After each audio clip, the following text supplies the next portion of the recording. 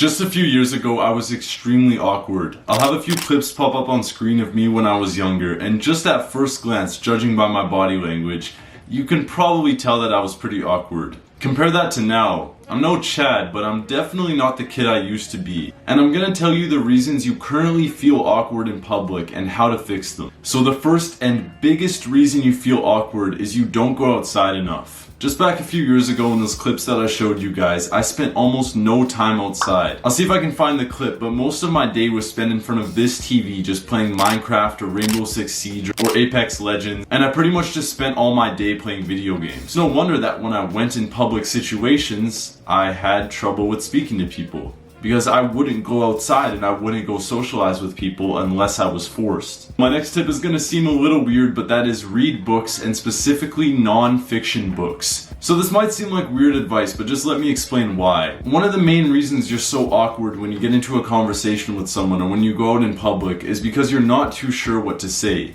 Yeah, your body language matters, and you probably are pretty closed off, and you probably don't look like you're very confident, you probably don't understand that type of stuff. But mainly when you're talking to someone and you're all awkward and you're like, oh yeah, it's cool to talk to you, and like you just seem really cringy, it's because you don't know what to talk about. So reading books, and specifically non-fiction books, gives you a lot of stuff to talk about. The other day I was in a conversation with someone I had just met, and somehow I managed to pull up something about sleep that I had learned from the book I was currently reading, and it just made the conversation more interesting because I actually gave him a tip that would have helped him out with his sleep.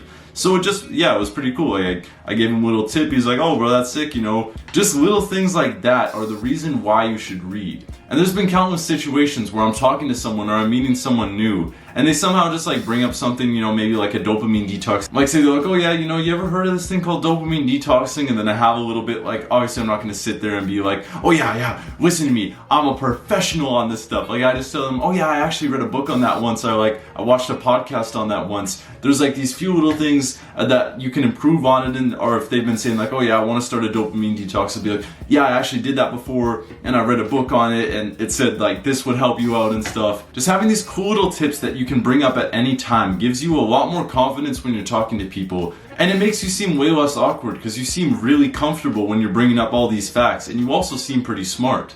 To bring up another example, it might get copyrighted, so I might not put in the clip, but in the movie Fight Club, in one of the first conversations between the two main characters, the first thing that Tyler Durden said was, you know why they put oxygen masks on planes?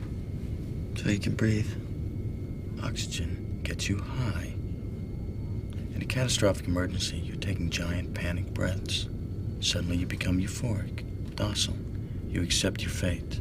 That's just completely random. This is a completely random example. But that made the other main character go, oh wait, this guy's kind of interesting. And then they started talking more. He brought up another tip about how to make napalm and stuff. All these little tips that come from reading books and gaining knowledge online.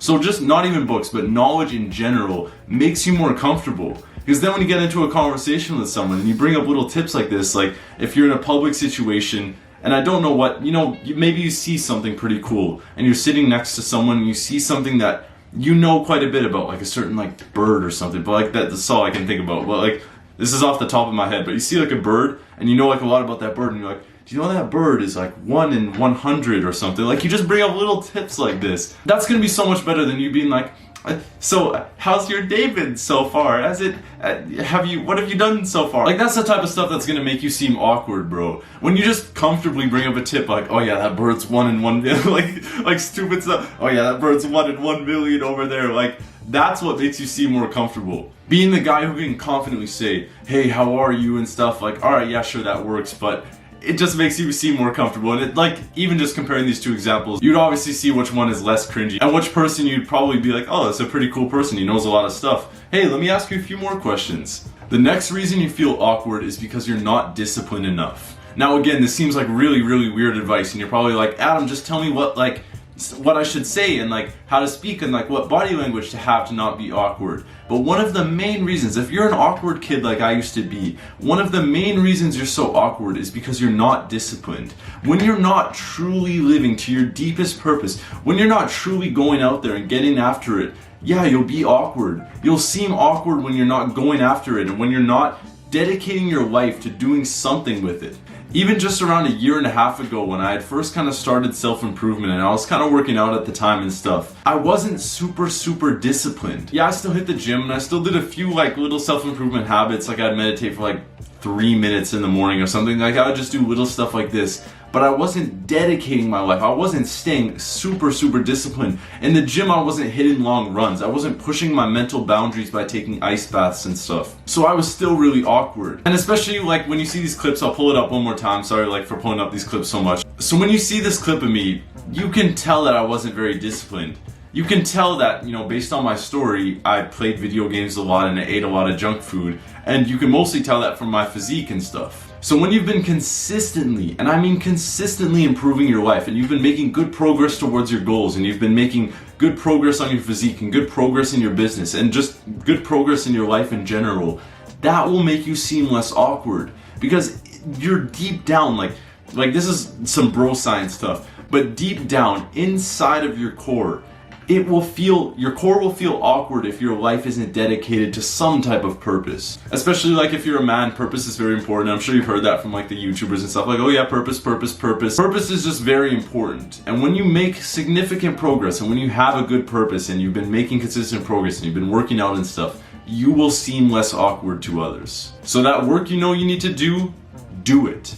That 5 pounds you know you need to lose it. If you can commit to improving your life in little ways every single day, I guarantee you will be more confident. The final reason you feel so awkward is because you're breathing too shallowly. I used to breathe shallowly and through my mouth, probably the same way you're breathing right now. And apart from being terrible for your health and messing up your facial structure, it also makes you feel way more uncomfortable. So the ideal way to breathe is through your nose and deeply all the way down to the lower part of your stomach. So most people breathe like this.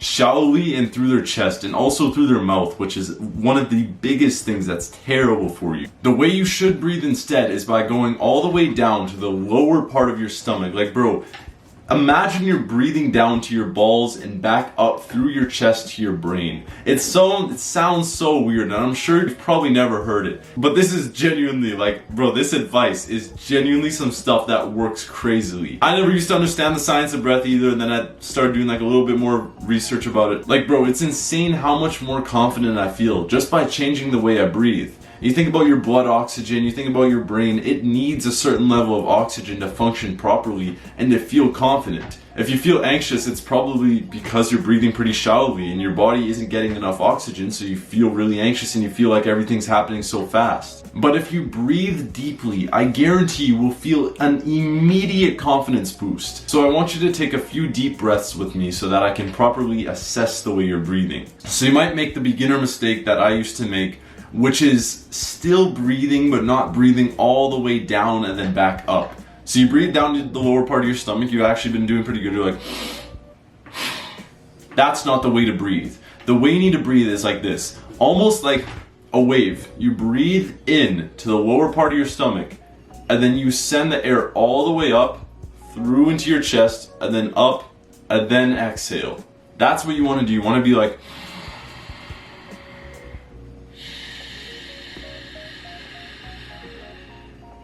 it is a way slower breath, and that's precisely the point. Your current breaths probably take you a few seconds, but this is gonna take you maybe 10 seconds even just for a breath. 10 seconds just to breathe. 10 seconds just to take one breath. And bro, don't be a dumbass. Don't be like,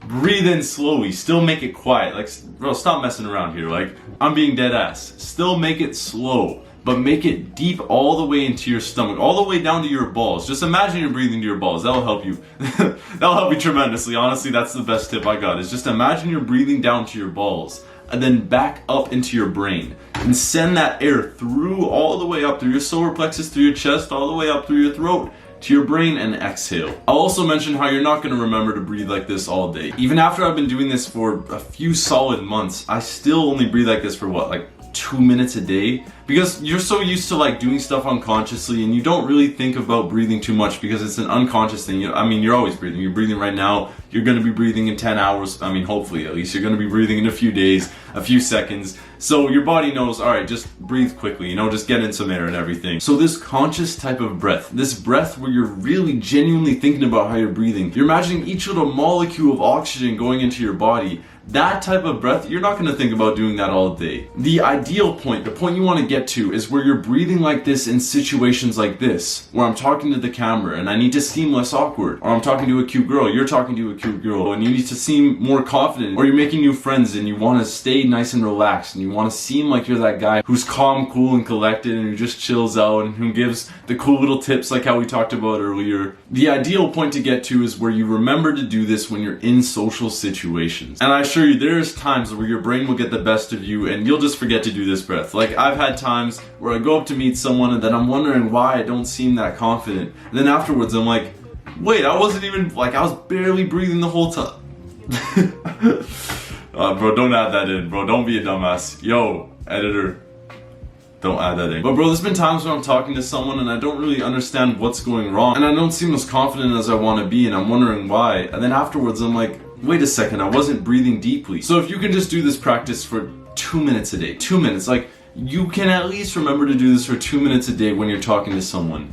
That is enough to skyrocket your confidence, because just that 2 minutes alone is, alright, think about it. For most of the day you're breathing like ass, like your body's barely getting enough oxygen, and in 2 minutes you give it basically more oxygen than it's had all day from your shallow breathing. That 2 minutes, this is the Pareto's principle, that 2 minutes, that 20% of effort probably accounts for 80% of your daily oxygen. And this is like complete bro science. Like, bro, there's gonna be people in the comments like, Adam, this isn't true, this isn't true, you're saying lies on YouTube. Like, shut the up, bro, get out of here, man. Like, yeah, this is some bro science. I'm saying some real science. I mean, nasal breathing, breathing deeply, it is a real science, and I actually got a book on it, which I'm gonna be reading soon, maybe even make a video about it. But I can just tell you from experience that this works, and even that 2 minutes a day is gonna be enough to improve your entire day. So before you talk to someone, make sure, even when you're talking to them, in between, when you're pausing and they're talking, take some nice deep breaths. Go down right now and click on the subscribe and post notification button, as it benefits us both, and I know you've been waiting till the end of the video to do it anyway. Be a doer, not a thinker. See ya.